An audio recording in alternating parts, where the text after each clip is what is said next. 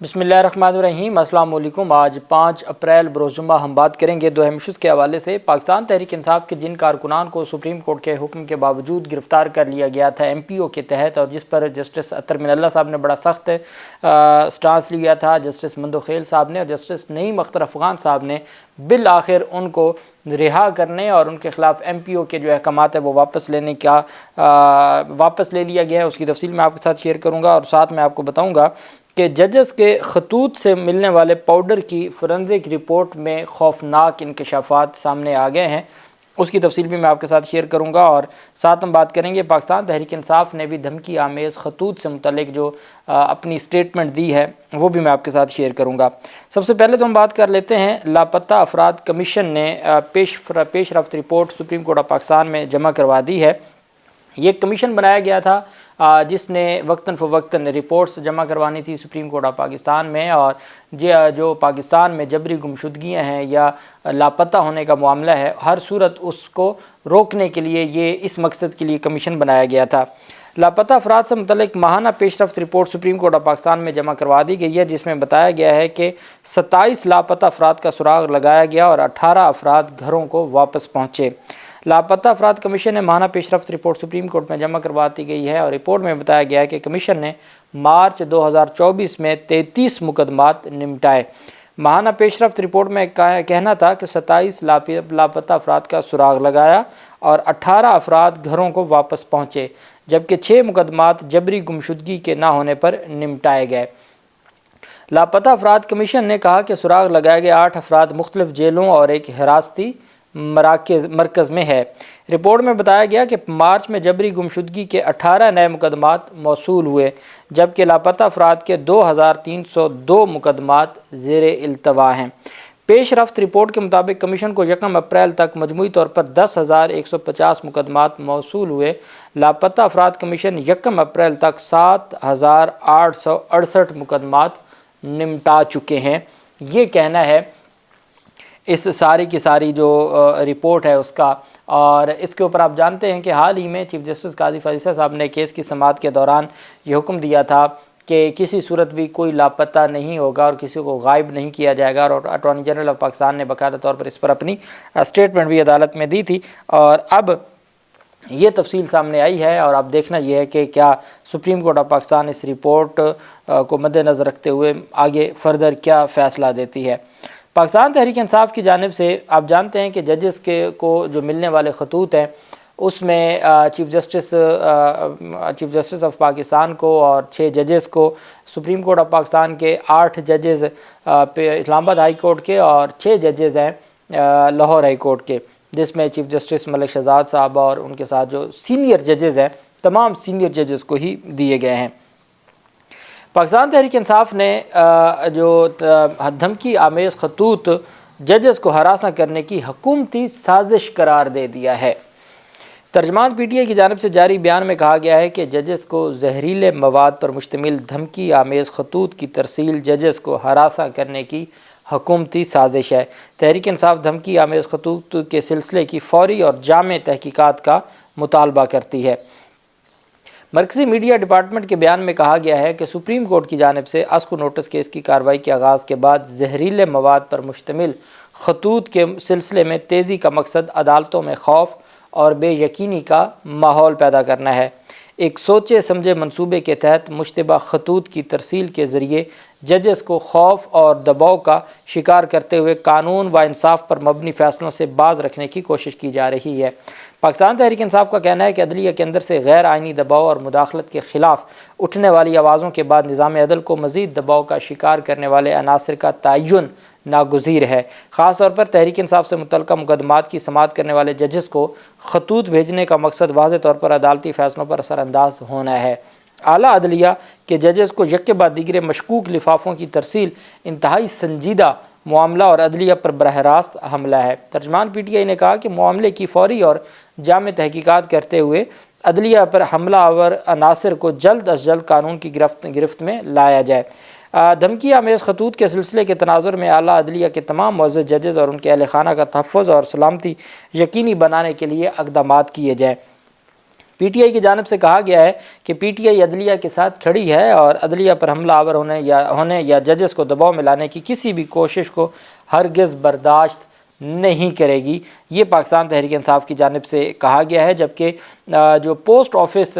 Pakistan post office کی جانب سے اپنے ملازمین کو ایک جو ایس او پیز جاری کی گئی ہیں، جن کا مقصد یہ ہے کہ ہر صورت اس طرح کے جو مشکوک خطوط ہیں وہ نہ پہنچیں اور اس کی وجہ سے کوئی نقصان نہ ہو، اور کسی بھی صورت میں جو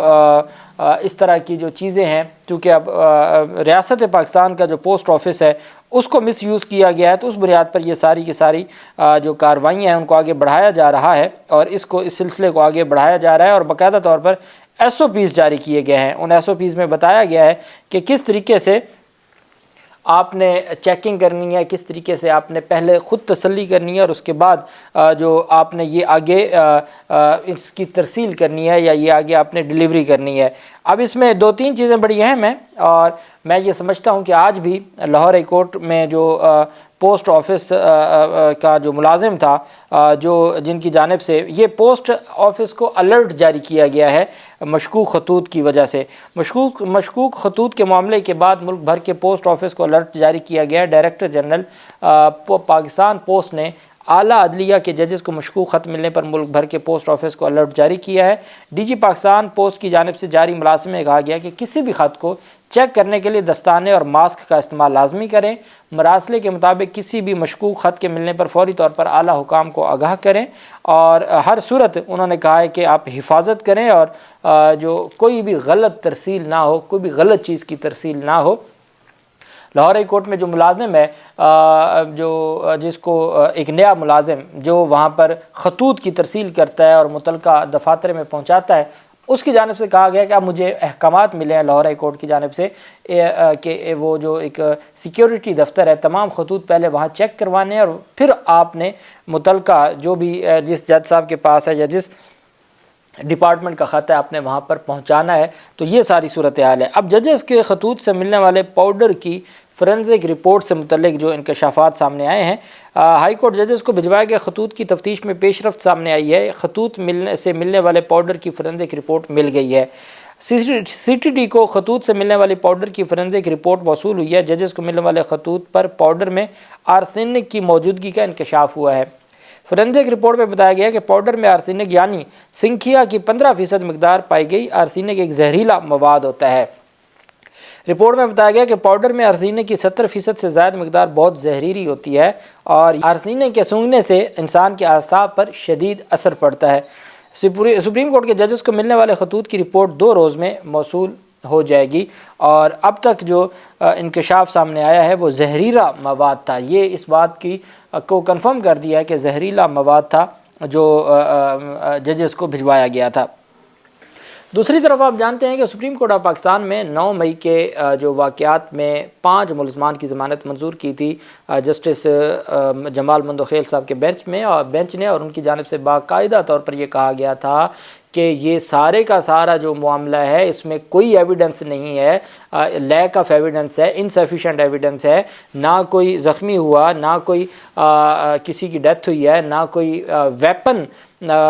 برآمد ہوا ہے، اور نہ ہی کوئی ایسا معاملہ ہے۔ تو اس بنیاد پر یہ 10 مہینوں سے جیل میں ہے، اور دہشت گردی کی دفعات پر بھی جب عدالت میں سماعت ہو رہی تھی تو عدالت نے کہا کہ ریلی نکالنا کوئی جرم بن گیا ہے کیا کسی سیاسی جماعت کا؟ جب ان 5 ملزمان کے وکلاء نے کہا اپنی جان بچانے کے لیے کہ جناب والا اس میں تو دیکھیں نا ہم تو بڑے پریشان ہیں، ہمارے لیے تو اس سے بڑی پریشانی کیا ہو سکتی ہے کہ جی ہم تو سیاسی جماعت کے ساتھ تعلق ہی نہیں رکھتے تھے۔ تو عدالت نے کہا بھی اگر آپ سیاسی جماعت سے تعلق رکھتے بھی تھے تو کون سی قیامت آ گئی؟ سیاسی جماعت کے ساتھ تعلق رکھنا یا سیاسی جماعت کا حصہ ہونا آئین اس کا حق دیتا ہے، ریلی نکالنا آئین اس کا حق دیتا ہے، تو یہ دہشت گردی کے زمرے میں کیسے آ گئی؟ پھر سی سی ٹی وی فوٹیج کے حوالے سے بڑے سوالات اٹھائے گئے تھے۔ اب اس پر جب سپریم کورٹ آف پاکستان کے احکامات پر ٹرائل کورٹ نے روپکار جاری کرتی رہائی کی، اور رہائی کے وقت ڈی سی راولپنڈی کے احکامات پر 16 ایم پی او کے تحت ان کو نظر بند کر دیا گیا، اور نظر بندی کے بعد سیمابیہ طاہر پاکستان تحریک انصاف کی خاتون رہنما ہیں، سیمابیہ طاہر نے لاہور ہائی کورٹ سے رجوع کیا۔ لاہور ہائی کورٹ سے ابھی رجوع کیا اور معاملہ نوٹس چل رہے تھے اور عدالت نے نوٹس جاری کر دیا تھا، اتنے میں سپریم کورٹ آف پاکستان میں ججز کے از خود نوٹس کیس پر سماعت ہوئی تو وہاں پر جسٹس اطہر من اللہ صاحب نے سوال کیا کہ حالات تو یہ ہیں کہ خبروں میں نے دیکھا ہے، اخبار میں نے پڑھا ہے کہ جن کو سپریم کورٹ نے ضمانت کے ملزمان کو ضمانت دی ہے، آپ نے ان کو مینٹیننس آف پبلک آرڈر کے تحت آپ نے ان کو گرفتار کر لیا ہے، MPO کے تحت آپ نے گرفتار کر لیا ہے، تو کیا اس طریقے سے عدالتوں کے احکامات کی عزت افزائی کی جائے گی؟ جس پر اٹارنی جنرل آف پاکستان نے کہا جی کہ میرے نالج میں تو نہیں ہے جی، میں اس کو دیکھ لیتا ہوں۔ جسٹس نعیم اختر افغان صاحب نے کہا کہ اس میں تو ہائی کورٹ کا فیصلہ بھی آ چکا ہے اور ہائی کورٹ نے کہا ہے کہ جی 3 MPO جاری نہیں ہو سکتا، تو اس کے باوجود آپ یہ سارا کام کہہ رہے ہیں۔ جسٹس جمال مندوخیل صاحب نے کہا کہ انہوں نے ہائی کورٹ کے فیصلے کے باوجود یہ کیا ہے۔ اس پر پھر آج جب سماعت ہوئی Lahore high court Rawalpindi bench میں، سماعت کے دوران DC راولپنڈی نے سانحہ 9 مئی کے ملزمان PTI کے 8 کارکنان کی نظر بندی کے احکامات واپس لے لیے۔ Lahore high court Rawalpindi bench میں سانحہ 9 مئی کے 8 ملزمان کی رہائی کے بعد نظر بندی کے معاملے کی سماعت ہوئی۔ دوران سماعت ایڈیشنل ایڈوکیٹ جنرل نے DC راولپنڈی کے اس اقدامات سے آگاہ کر دیا۔ نظر بندی کے احکامات واپس ہونے پر PTI رہنما اسیم عابیہ طاہر نے پٹیشن واپس لے لی۔ PTI کے کارکنوں کو رہائی کے بعد DC راولپنڈی کے احکامات پر نظر بند کیا گیا تھا اور لاہور ہائی کورٹ میں درخواست دائر کی گئی تھی۔ لاہور ہائی کورٹ میں درخواست ہونے کے بعد 8 کارکنان کی سپریم کورٹ آف پاکستان اور اطہر من اللہ صاحب کے اس معاملے کو اٹھانے کے بعد ان کے خلاف جو DC کے MPO کے آرڈر سے وہ واپس لے لیے گئے اور اب ان کو رہا کر دیا جائے گا۔ آج اللہ پاک پاکستان کا حامی و ناصر ہو۔ بہت شکریہ۔ اللہ حافظ۔ پاکستان زندہ باد۔